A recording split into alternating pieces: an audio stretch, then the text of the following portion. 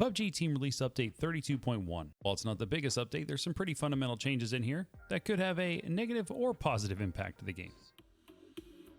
They've added Nightmare difficulty to the Survivors Left Behind arcade mode, where any players able to clear the Nightmare mode can claim 700 G-Coin.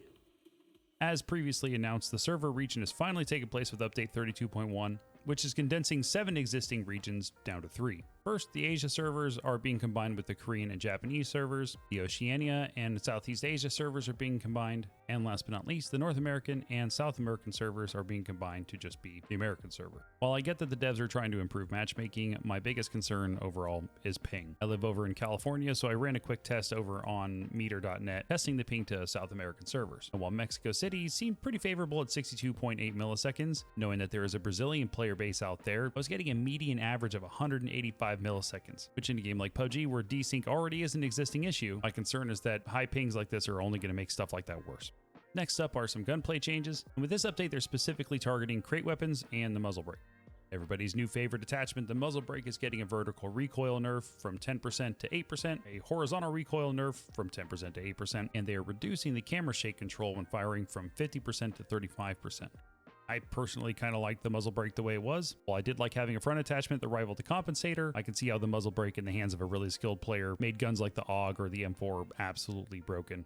The FAMAS is finally getting access to quick draw mags, extended mags, and extended quick draws. The MG3 is getting a reload speed increase by 20%, and they decrease the horizontal recoil by 5%. For the devs note at the bottom, they're trying to say the FAMAS and MG3 are underperforming and underused. Which one? Who's not picking these up? The P90 getting a couple tweaks, its reticle size has been increased, and the weight of its 5.7mm ammo has also been increased. The MK14's damage is being reduced from 61 to 60, and its rate of fire being reduced from 667 RPM to 600 RPM.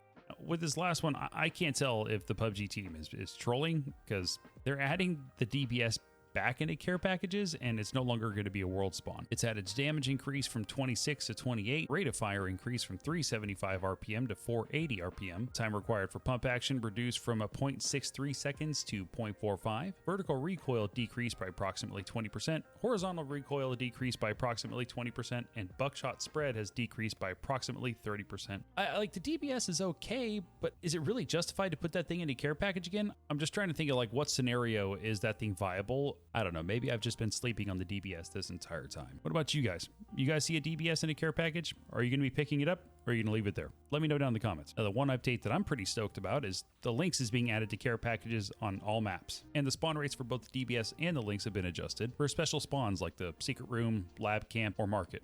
Now on to the recall system, which has had a complete overhaul and is such a welcome change. Recall flights will now appear in regular intervals of 2 minutes and 30 seconds after the match begins instead of once per phase. That means we don't have to sit and wait for 5 minutes to spawn back in. The recall flights will not fly past phase 7, and the total number of recall flights per match has been slightly increased. They've added an icon at the bottom right hand corner displaying how many blue chip flights are remaining and their arrival times. And they've changed the recall flight route, where now it's determined by the play area rather than the safe zone. Now you'll no longer have to tell your thirsted teammates to mark their bodies, because their blue chips now will be displayed on the map. The location disappears from the map when either a teammate or an enemy picks up your blue chip. And if you're toxic like my friends and I are, you can take enemy blue chips instantly and no longer have to wait the 2.5 seconds to neutralize the chip. There were some slight changes to the ranked mode for Season 32. Method for calculating RP for pre-made teams is shifting from a team average to a weighted average. Kills carry more weight than assists in the RP calculation, and the minimum performance expectations for each tier are being updated. Check the patch notes for more.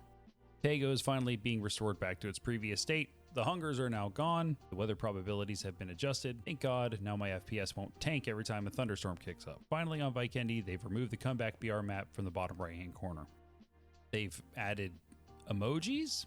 I'm not really sure who asked for that, but okay. And last but not least, there's been some updates to the ping system. Placing screen ping marker no longer triggers radio messages. A screen ping marker will be placed when using the enemy spotted radio message. Screen ping markers can now be seen from all directions on the compass. And the one miscellaneous note I found pretty interesting was different ping sounds will be played depending on the situation. Not sure how ping sounds are really going to play out. My fear is that it's going to be like Apex every time somebody gets down and they're trying to notify their teammates where the enemy is, and they just start spamming the ping button over and over and over and over and over.